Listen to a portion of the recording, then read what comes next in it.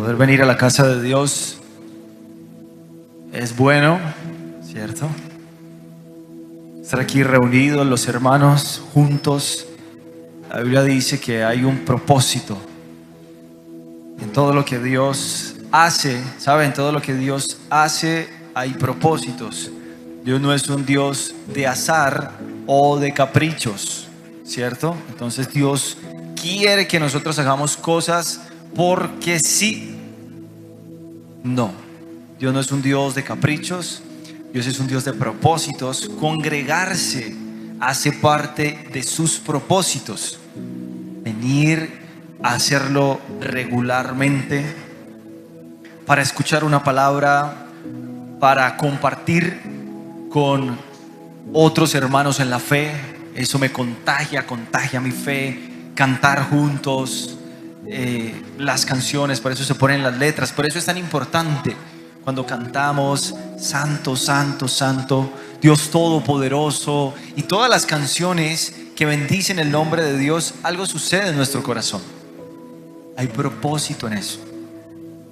Y nosotros necesitamos ser conscientes de esas cosas, ¿cierto? Necesitamos ser conscientes. Necesitamos ser conscientes de ese tipo de cosas que suceden mientras estamos hoy aquí en este lugar, ¿cierto? Cada domingo que venimos, ahí hay un propósito grande. ¿Sí? Hay un propósito grande de parte de Dios. Y hoy vamos a tener una enseñanza bien especial que habla sobre la importancia de que podamos entender qué es ser una persona espiritual, ¿cierto? ¿Qué significa cuando una persona es espiritual? ¿Cierto? Que bueno, espiritual viene como de espíritu, ¿cierto? Y todos somos conscientes, los que estamos aquí presentes, que estamos compuestos. Nuestra vida es un cuerpo, es una alma y es un espíritu, ¿cierto? No somos ni solo espíritu, ni solo cuerpo, sino que es un conjunto de cosas. ¿Qué es ser espiritual entonces? ¿Solo ser espíritu? ¿Cierto?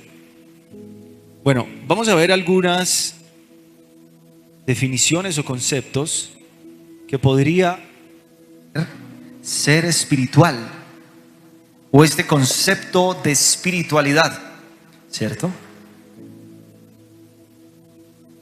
Una versión, tal vez, o una visión, más bien, una visión secular de lo que es ser espiritual, ¿cierto? Cuando miramos lo que las corrientes de este mundo nos dicen sobre lo que es ser espiritual, dice que ser espiritual es, o la espiritualidad es la búsqueda de un propósito, significado y conexión. La búsqueda de un propósito, significado o conexión con algo más grande que yo. O sea, cuando una persona se encuentra en esa búsqueda de un propósito, significado o conectar con algo más grande, las filosofías de este mundo lo consideran como espiritualidad. Dicen que no es sinónimo de religión, puede variar según las creencias de cada persona y puede dividirse por lo menos en 5 enfoques: espiritualidad religiosa, espiritualidad secular, espiritualidad de la naturaleza, espiritualidad trascendente. Trascendente quiere decir que está experimentada en realidades más allá del mundo material, ¿cierto? Meditación, iluminación. Y la espiritualidad del yo, el autoconocimiento, la exploración de mi conciencia. Enfoques en los que se divide la definición de espiritualidad para este mundo, ¿cierto? Eso es lo que el mundo considera espiritual, y esas son como las divisiones de lo que hace. Incluso Hay quienes pueden pensar que ser espiritual obviamente tiene que ver con visitar un espiritista tal vez. Es que vamos a visitar este espiritista. La persona que visita a un espiritista entonces es un espiritual. La persona a la que le practican la adivinación o le leen la fortuna o consulta a los muertos o le leen la mano, ¿cierto? Existe la posibilidad y hay muchas personas que consideran la espiritualidad de esa forma. Sin embargo, como todas las cosas importantes y valiosas que tenemos en este mundo que rodean nuestra vida, la Biblia tiene algo que decir al respecto sobre lo que es la espiritualidad, sobre qué significa ser espiritual, ¿cierto? Sobre qué significa ser una persona espiritual. Bueno, la Biblia nos dice, ¿cierto? La Biblia nos dice que cuando se habla de personas espirituales, el término espiritual puede referirse por lo menos de tres formas. Tres formas. Cuando hablamos de esta idea de que una persona sea una persona espiritual, tres formas. La idea básica de ser espiritual, ¿cierto? Vamos a ver una idea básica de lo que la Biblia considera espiritual. Y después vamos a mencionar dos ideas que provienen de esa idea básica. La idea básica de ser espiritual es una persona que, por el poder del Espíritu Santo, ha experimentado el nuevo nacimiento, ha nacido de nuevo, ¿cierto? Por el poder del Espíritu Santo, la persona ha nacido de nuevo. ¿Qué significa esto? La persona ya no se define, no define su vida por los impulsos de la carne, que como la palabra de Dios nos enseña, la carne siempre se opone a Dios. Todo lo que la carne, esta carne natural, quiere es opuesto a Dios. Siempre hay una oposición continua y constante. No hay cosas en las que se pongan de acuerdo entre los deseos de la carne y la voluntad de Dios. Entonces, una persona espiritual es una persona que ha experimentado un nuevo nacimiento por medio del Espíritu Santo. La persona ya no se define o ya no define su vida o las cosas por su naturaleza humana, natural, sino que define muchas cosas, su vida completa, por el Espíritu Santo. El Espíritu Santo es el que hace que la persona pueda confiar en Dios. Es el Espíritu que habita en los creyentes, que hacen que ellos puedan confiar en Dios y amar a Dios. Es una persona espiritual, es una persona transformada de una forma sobrenatural. Ha sido transformada de una manera sobrenatural y ha pasado de una condición de incredulidad, que recuerde, todas las personas, no importa dónde hayan nacido, ni su contexto histórico, social, ni quiénes hayan sido sus padres, todas las personas nacen con una condición de incredulidad. Toda persona que nace es incrédula por naturaleza. Por eso todas las personas necesitan un nuevo nacimiento, nacer de nuevo. Toda persona es incrédula y la persona espiritual es aquella incrédula que por el Espíritu Santo de Dios es transferida a una condición donde la persona puede creer en Dios. Esa condición se le conoce como una nueva criatura. La persona es alguien nuevo, ha nacido de nuevo. El Espíritu vive en la persona, habita la vida de la persona y forma la vida de la persona. Entonces, cuando hablamos desde el punto de vista bíblico, porque ya mencionamos otros puntos de vista, ¿cierto? De cosas que pueden considerarse, como el mundo considera la espiritualidad. pero desde el punto de vista bíblico, ser espiritual proviene del Espíritu de Dios. Ser espiritual proviene del Espíritu de Dios, no de mi espíritu, porque yo tengo un espíritu.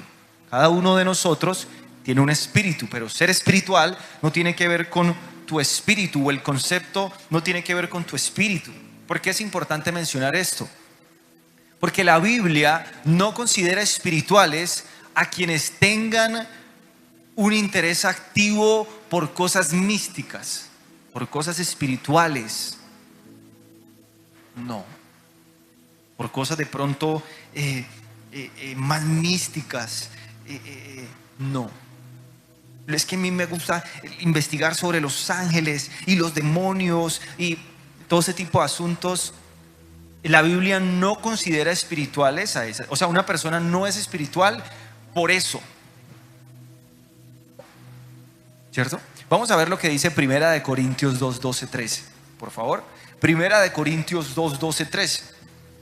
El apóstol Pablo está hablando a la iglesia, un grupo de creyentes que se encuentra en Corinto, en una ciudad de la antigüedad. Dice lo siguiente: y nosotros, hablando de los creyentes, hemos recibido el Espíritu de Dios, no el espíritu del mundo, de manera que podemos conocer las cosas maravillosas que Dios nos ha regalado. Les decimos estas cosas sin emplear palabras que provienen de la sabiduría humana. En cambio, hablamos con palabras que el Espíritu nos da, usando las palabras del Espíritu para explicar verdades espirituales. Pareciera ser un poquito enredado el texto, como un poquito, como un enigma ahí por descifrar, ¿cierto? Pero no es así. El texto nos muestra quiénes son los espirituales. Nuevamente, los espirituales son aquellos que han recibido el Espíritu y que dan cosas del Espíritu porque han aprendido las palabras enseñadas por el Espíritu, y que solo se puede hacer eso a los espirituales. Y el apóstol Pablo está dejando esa idea bien clara. Incluso el apóstol menciona aquí que a los únicos que se les pueden transmitir verdades espirituales con éxito es a los espirituales. Tengo una verdad espiritual que Dios me ha dado y que Dios me ha enseñado. No porque sea especial, no, porque el Espíritu de Dios habita en mi corazón. Para transmitir una idea, una verdad espiritual y que sea transmitida con éxito, solo es posible a aquellos que son espirituales. Eso es lo que el apóstol Pablo está enseñando aquí en Primera de Corintios. Y en el versículo siguiente, el versículo 14, el apóstol nos muestra por qué esto es así. Dice el versículo 14, voy a leerlo en la Nueva Biblia, Nueva Versión de las Américas. Dice: pero el hombre natural no acepta las cosas del Espíritu de Dios, porque para él son necedad y no las puede entender, porque son cosas que se disciernen espiritualmente. El hombre natural al cual el apóstol Pablo se refiere aquí es la persona que no ha sido regenerada, no es salva aún, no tiene el Espíritu Santo de Dios en su corazón. Es el contraste de la persona espiritual. La persona natural es el contraste de la persona espiritual. No acepta las cosas del Espíritu. ¿Por qué no las acepta? Porque para él son una necedad. Eso no tiene mucho sentido. Eso no sirve. Eso no es importante. Porque estas cosas espirituales deben ser entendidas espiritualmente. Deben ser evaluadas espiritualmente. ¿Qué quiere decir esto? Que el Espíritu Santo que vive en el corazón de cada creyente es el que le permite evaluar las cosas correctamente. Es el Espíritu de Dios que vive en el corazón de cada creyente. Si tú eres un creyente, el Espíritu de Dios vive en tu corazón. El mismo Espíritu que habitó en Cristo Jesús vive en tu corazón y te hace entender, evaluar las cosas, todas las cosas, correctamente. Por eso podemos comprender cuando si algo es pecado, si algo no es pecado. Esto está bien. El mundo puede llamarlo mal, pero nosotros sabemos que está bien. Otras personas pueden llamar a esto bueno, pero entendemos que está mal. Correctamente, la persona puede evaluar las cosas porque el Espíritu de Dios vive en la persona que es espiritual, que ha nacido de nuevo. Continuemos con el versículo 15 y 16. En cambio, el que es espiritual, ¿cierto? Nuevamente, haciendo un contraste con la persona que no es espiritual, que no ha nacido de nuevo, evalúa todas las cosas, pero él no es evaluado o juzgado por nadie. Porque ¿quién conoce la mente del Señor para que le instruya? Mas nosotros tenemos la mente de Cristo. O sea, tenemos el Espíritu Santo moldeando, ¿cierto? El Espíritu Santo, dice aquí, dando un molde, dando una forma a la forma en que pienso. La forma en que pienso sobre la vida, sobre el presente, sobre el pasado, sobre el futuro, sobre el dinero, sobre las relaciones, sobre los hijos, sobre el matrimonio.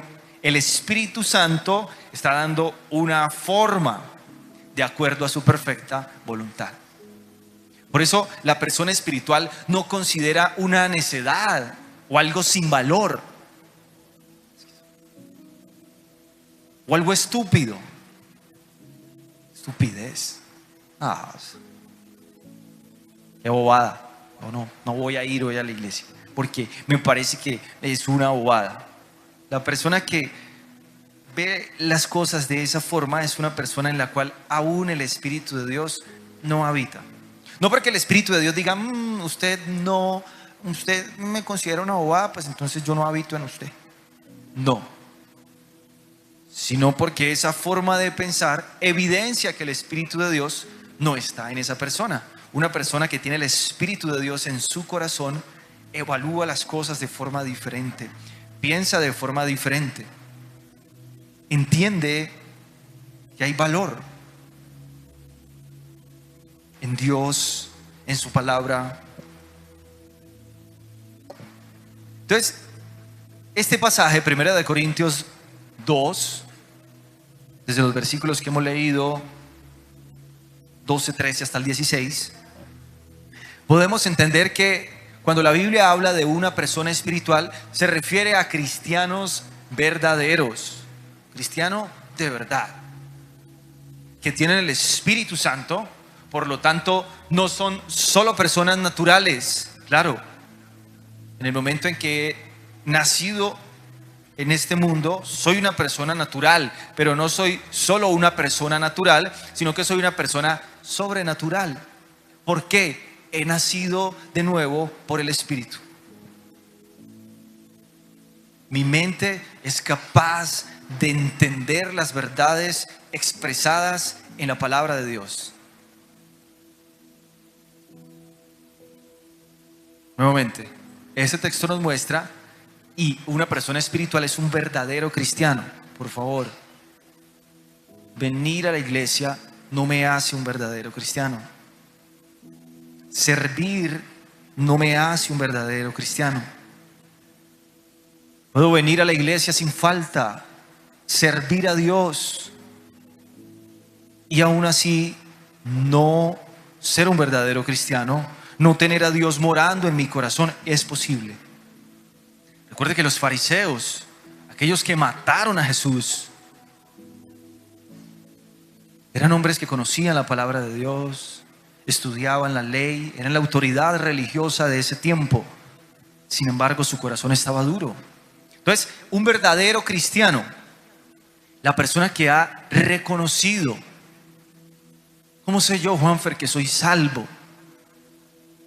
¿Cómo sé? Porque tal vez aún cometo errores y pecados. Mi caminar con Dios no es perfecto. ¿Quiere decir que no soy un cristiano por eso? ¿No soy un cristiano verdadero? ¿Soy un cristiano falso? No. ¿Cómo sé que soy un cristiano? Porque he entendido que soy un pecador. ¿Qué me hace pecador? Transgredir la ley de Dios. Dios, como el creador de todo lo que existe, estableció una ley. Todo aquel que erra esa ley o la transgrede es digno y merecedor de un castigo eterno. Yo he entendido ese mensaje, he entendido que soy un pecador, mi forma de vivir me hace un pecador, porque soy un mentiroso, porque soy egoísta, porque soy envidioso, porque soy odioso.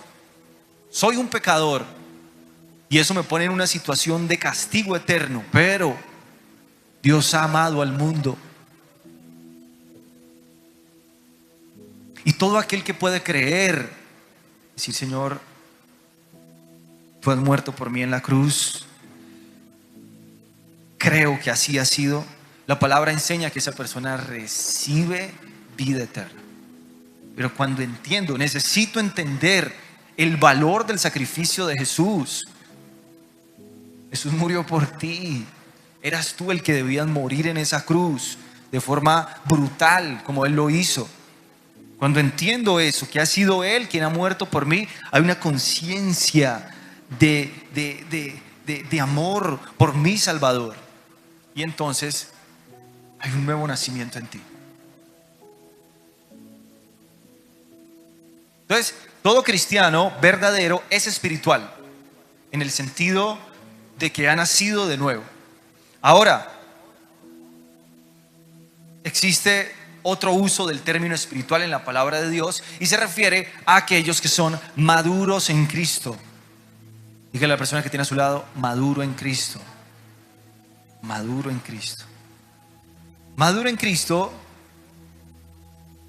lo encontramos en 1 Corintios 3:1. 1 Corintios 3:1. El apóstol Pablo continúa hablando a la iglesia que se encuentra en Corinto y les dice: así que yo, hermanos, no pude hablarles como a espirituales. ¿Cierto? No se refiere, no pude hablarle como a hijos de Dios, no pude hablarle como a personas que han nacido de nuevo. No, se refiere a personas maduras. No pude hablarle como a espirituales, sino como a niños en Cristo. ¿Qué quiere decir? No pude hablarles como espirituales significa que estas personas no están actuando como lo que son. Son espirituales, han nacido de nuevo, el Espíritu de Dios vive en sus corazones, pero no viven como tal, no actúan como tal, porque no existe. No es posible decir que Dios vive en mi corazón, pero mis actitudes no lo reflejan. Tal vez porque estoy iniciando mi caminar con Cristo, tal vez hay hábitos con los que estoy batallando y aún me tropiezo y me caigo, pero me levanto. Pero no es posible decir o pensar que Cristo vive en mi corazón, pero no hay ninguna evidencia de ello. No.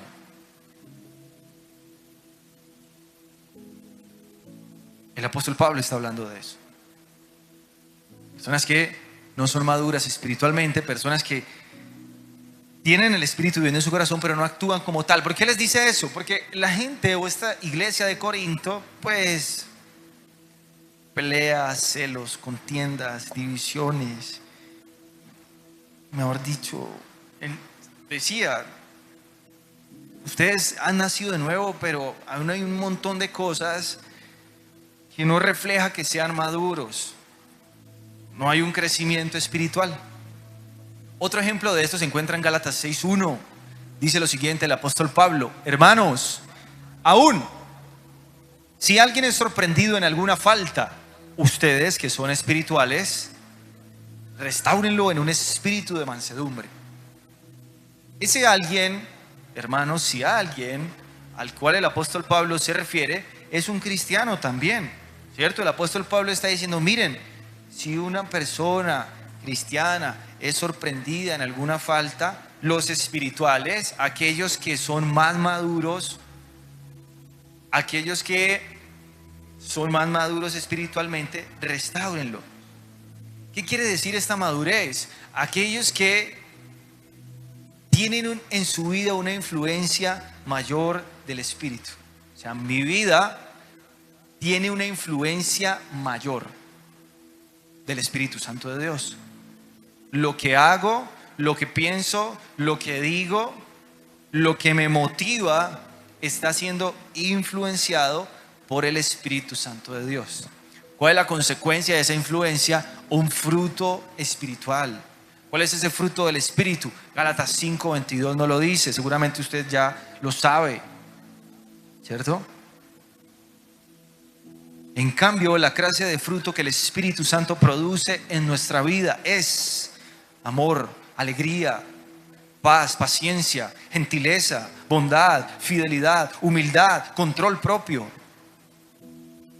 Esas cosas son las cosas que el Espíritu Santo produce en la vida de una persona que se permite ser influenciada. Cuando yo estoy permitiendo que mi vida sea influenciada, ¿cierto?, por el Espíritu Santo de Dios, esto es lo que va a suceder. Ese debe ser el fruto, ¿cierto? Y tiene que ser una influencia. Les permito que el Espíritu ejerza una fuerza en mi vida, una autoridad. Entonces necesitamos entenderlo, ¿cierto? Nuevamente, esta es el segundo uso que la Biblia da a espiritual o a ser espiritual. El primero es una persona que de verdad ha nacido de nuevo. ¿Verdad? Ha nacido de nuevo, ha entregado su vida a Dios, cree en la palabra de Dios. El segundo es una persona que está permitiendo, porque es una parte, pero yo necesito ser influenciado por Dios. Recuerde que usted y yo aún tenemos un cuerpo natural, carnal, que se opone a Dios.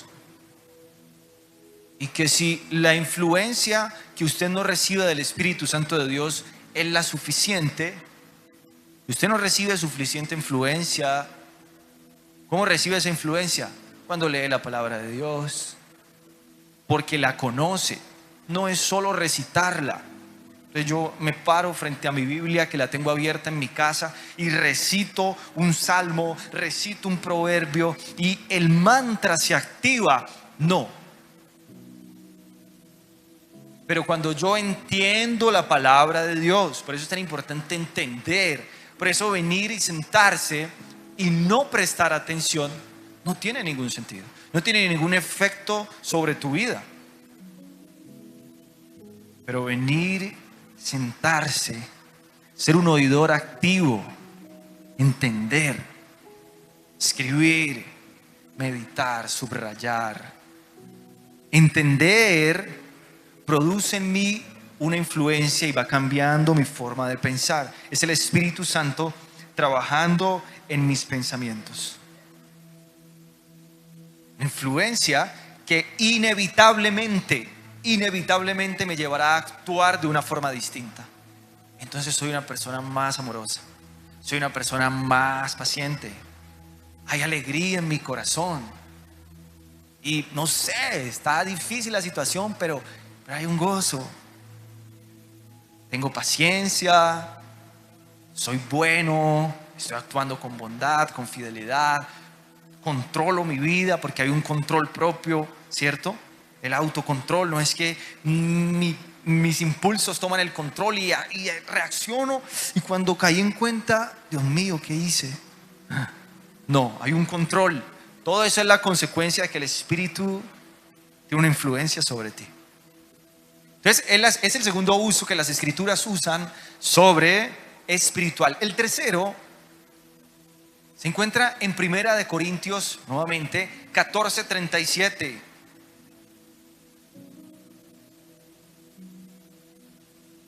El apóstol ahora está hablando, inspirado por el Espíritu Santo de Dios.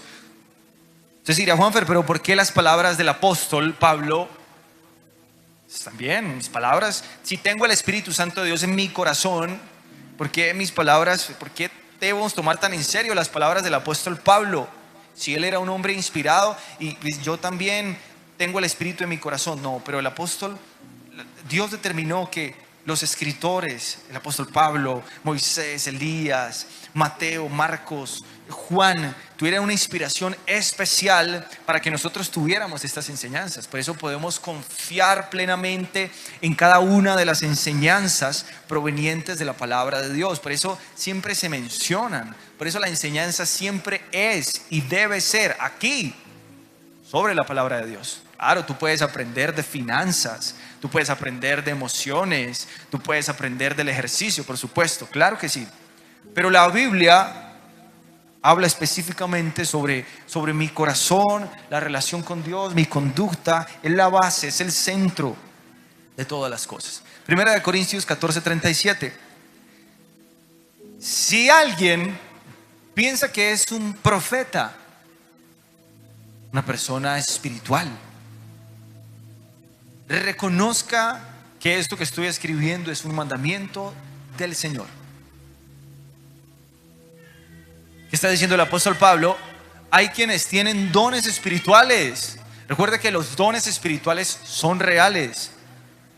La palabra enseña que el Espíritu reparte los dones entre los creyentes, entre el cuerpo de Cristo. Él los da como Él los quiere dar. No es por mérito, yo me gané el don de la sanidad. No, Él reparte como quiere. Pero se puede pensar que tener estos dones espirituales hace que yo sea espiritual. Yo soy más espiritual porque tengo estos dones y los ejerzo. Entonces impongo las manos sobre alguien y es curado, y impongo las manos sobre otra persona y Dios me muestra su futuro y le hablo una palabra, y los distintos dones, mejor dicho, es una persona espiritual. La Biblia dice que no. El apóstol Pablo dice, miren, ¿quieren saber cuál es la verdadera prueba de que una persona es espiritual? Porque la iglesia de Corinto estaba llena de estos dones espirituales. Personas que hablaban en lenguas, personas que interpretaban esas lenguas, personas que sanaban, estaba llena. El apóstol dice, mire, la verdadera prueba de que una persona es espiritual no son los dones ni los milagros. Por eso, no todo lugar donde se practican dones y milagros es un lugar sano espiritualmente. La verdadera prueba de que una persona es espiritual es que se somete a la palabra de Dios. La persona reconoce que la palabra de Dios tiene una autoridad, está por encima. La palabra de Dios es la que manda y se somete a la autoridad de la palabra de Dios. Una persona verdaderamente espiritual hace eso, donde la obediencia es la clave. Una persona verdaderamente espiritual se demuestra cuando es capaz de obedecer y someterse a las enseñanzas de Dios. La persona tiene la capacidad de no las otras cosas. Por eso mencionábamos al inicio que hablar de espiritualidad tiene que ver con hablar del Espíritu de Dios, no de qué tan activo es mi espíritu, qué tanto me gusta la espiritualidad, qué tanto anhelo o deseo dones, o profetizo o hablo en lenguas. Son cosas buenas. El apóstol Pablo no está juzgando esto, no lo juzga, pero practicar este tipo de cosas no te hace una persona espiritual.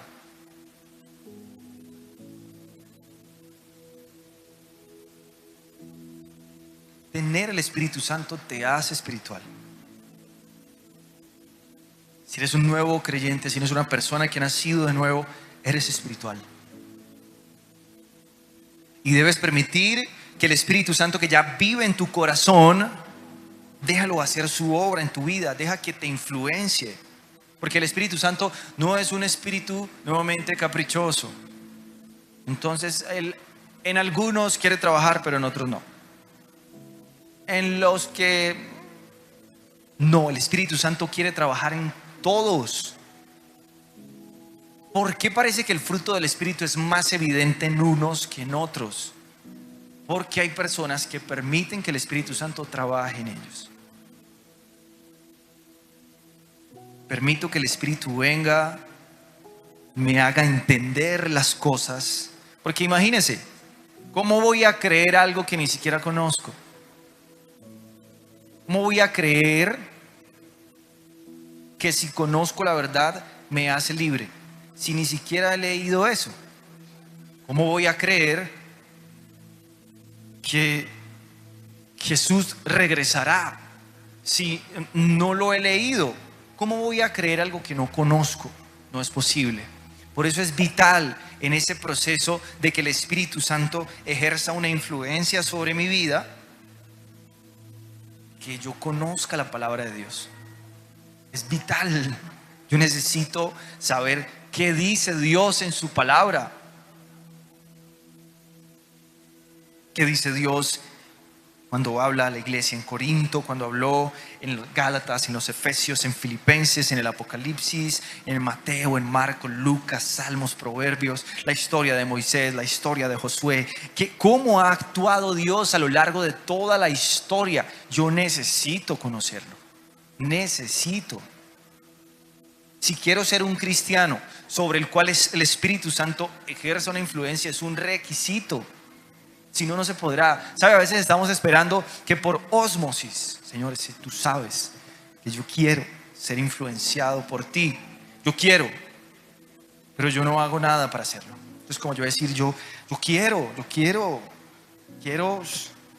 tener una mejor condición física. Yo quiero, y levanto mis manos: Señor, dame una mejor condición física. Dame una mejor condición física. Yo quiero. Y me voy, y a lo largo de la semana no hice absolutamente nada para tener una mejor condición física. Créame que no va a pasar absolutamente nada. Esa no es la forma en la que Dios obra. No funciona. Usted no se levanta un día y dice: uy, me siento mejor, he construido más músculo, estoy más delgado, más delgada. Milagro de Dios. Eso no sucede. ¿Dios lo puede hacer? Sí. Dios es poderoso para orar de formas increíbles, pero no es la forma en la que Dios común y normalmente lo hace. No sucede así con el ejercicio, no sucede así con su preparación. ¿Cierto? Señor, dame nuevas oportunidades laborales. Necesito, Señor, estar más preparado. Ayúdame. Pero no hago nada para que eso suceda. No me preparo, no estudio, no me capacito. No va a suceder. No va a suceder. Dios no es un Dios incoherente. Pero necesito. Igual sucede con la palabra de Dios. Si no me acerco a la palabra de Dios para conocer, a ver lo que dice la Biblia. La historia de Sansón. Y para los padres, quiero darles un consejo a los padres también, porque yo también doy clases a los niños. A veces, una vez al mes me toca. Y he hablado con los niños y les pregunto sobre las historias y no las conocen. Historias básicas de la Biblia. ¿Quién fue Sansón? No sabemos, profe. ¿Quién fue Goliat? No sabemos, profe. ¿Quién fue? Le estoy preguntando a los niños.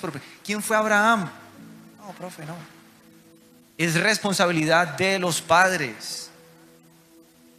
Porque usted como padre es el que tiene a su hijo. Dios le ha dado una bendición y usted lo tiene a su lado todos los días, 24/7, si vive con él. Y es su responsabilidad enseñarle la palabra de Dios. Hoy en día hay muchas herramientas. Hay YouTube, hay Biblias narradas, hay caricaturas, para que el niño tenga una noción, por lo menos. ¿Quién fue David? ¿Qué fue lo que Dios hizo con David y Goliat? ¿Quién fue Abraham? ¿Quién fue Noé? Adán, Eva. Y lo instruyo en el camino de Dios cuando es un niño. Cuando sea grande no se apartará del Señor. No es una promesa de Dios. Esa no es una promesa de Dios. Pero es algo que si lo hago por lo general aquí, el resultado será que Él tendrá unas bases en su vida adulta, en su corazón, para actuar de acuerdo a eso. Entonces, necesitamos entenderlo. Ser personas espirituales es importante, ¿sabe? Para nuestra sociedad. Hoy se vota por elegir quién será la persona que estará al mando de nuestro país 4 años. Y debemos entender, por favor, nadie está por encima de Dios. Porque a veces actuamos o pensamos como si Dios no estuviera en control. Nadie está por encima de Dios. Y claro, queremos ver una Colombia buena, justa. Claro que sí. Queremos ver un cambio. Pero hay que ser conscientes que ese cambio debe empezar por nosotros también. Necesito permitir que el Espíritu sea el que cambie mi forma de pensar. Obro diferente, pienso diferente, trabajo diferente, actúo diferente, vivo de una forma diferente, tomo decisiones como votar de una forma consciente, con lo que Dios me enseña en su palabra, de una forma inteligente, evaluando las posibilidades, tomando mi decisión, que soy responsable ante Dios de ella. Entonces necesitamos ser espirituales. Es lo que necesitamos mire, imagínense, pues desde la primera definición, que si una persona no ha nacido de nuevo, pues lo primero que una persona debe hacer y lo que buscamos y las cosas por las cuales la iglesia trabaja y lo que Dios quiere y anhela es que las personas sean salvas. Si no, pues una eternidad lejos de Dios, nada se puede hacer. En una eternidad lejos de Dios, en una eternidad distante de Dios, nada se puede hacer. Necesitamos buscar a Dios, que Dios influencie nuestra vida. Amén. Quiero por favor que se ponga de pie. Dios es un Dios bueno.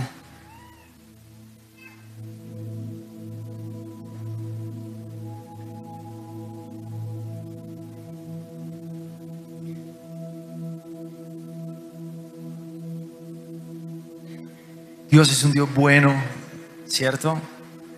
Nos deja su palabra,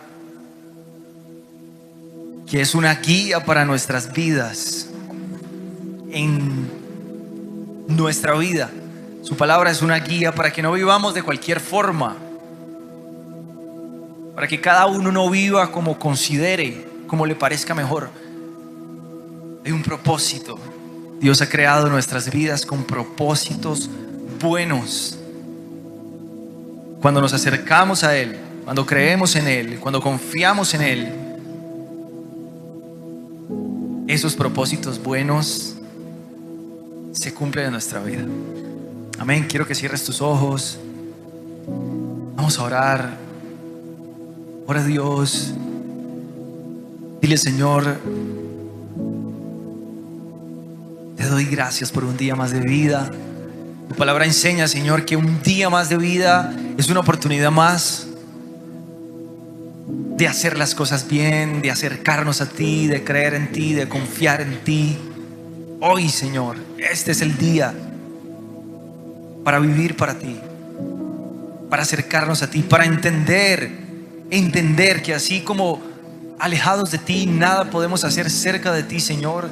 Todo tiene sentido, todo tiene propósito, todo encuentra su lugar en nuestra vida. Tú eres la fuente de todas las cosas, el centro de todo eres tú. Ayúdanos a entenderlo, Señor, para poder actuar de acuerdo a esas verdades. Ayúdanos, dile: Dios mío, ayúdame, cambia mi forma de pensar. Si tal vez, Señor, pienso de una forma muy distinta. Mejor dicho, yo pienso de una forma muy distinta. Dile a Dios que te ayude. Sabes, Dios no se molesta, pero pídele su ayuda. Dile: Señor, cambia mi forma de pensar, ayúdame. Es una forma de pensar, Señor, tal vez muy dura, soy muy terco, Señor, en mi forma de pensar, pero ayúdame. Necesito de tu ayuda, necesito de tu dirección, necesito de tu intervención en mi vida, necesito que me transformes. Quiero, Señor, ser una persona que piensa de una forma diferente, que actúa de una forma diferente, que vive, Señor, de una forma diferente. Te lo pido, Señor, en el nombre de Jesús. Ayúdame, ayúdame, Señor. Te necesito. Como tu palabra nos lo enseña, Señor, te necesitamos. Separados de ti, Dios, nada podemos hacer. Dile: Dios, separado de ti, nada puedo hacer. Nada puedo hacer. Por eso quiero estar cerca de ti, Señor. Quiero estar cerca de ti, Dios mío. Ayúdanos, Señor, ayúdanos, ayúdanos. Ayúdanos, ayúdanos a estar cerca de ti, a vivir para ti, a confiar en ti, a amarte, a conocerte. Tú has dejado tu palabra para eso, Señor, para que podamos conocerte por medio de ella, para que podamos conocer tus verdades, conocer tu propósito, conocer quién tú eres. Tú deseas que nosotros, Señor, tu creación, tu pueblo, te conozca de una forma personal, te conozca de una forma cercana. Conocerte transforma nuestra vida, conocerte cambia nuestra vida, conocerte, Señor, libera nuestra vida. Oh, Señor, te damos gracias. Dile: Señor, gracias. Gracias, Padre bendito. Gracias. Levanta tus manos a Dios. Dile: Señor, gracias. Gracias, gracias. Gracias, gracias, ayúdame, ayúdame. Yo te necesito. Yo te necesito. Vamos, dile: Señor, yo te necesito, te necesito. Te necesito. Mi familia te necesita, mis hijos te necesitan, mis hermanos, mis padres, Señor, necesitan conocerte, necesitan, Señor, experimentar la vida verdadera. La vida verdadera que tú puedes dar, la paz, el gozo, el amor que llena el corazón. Oh, Señor, que solo tú puedes dar. Solo en ti se encuentra, en ningún otro lugar, en ninguna otra cosa. Tú eres el centro, Señor, la fuente. Oh, gracias, Dios. Dale gracias a Dios. Y Señor, gracias. Llena nuestras vidas con tu presencia. Llena nuestras vidas.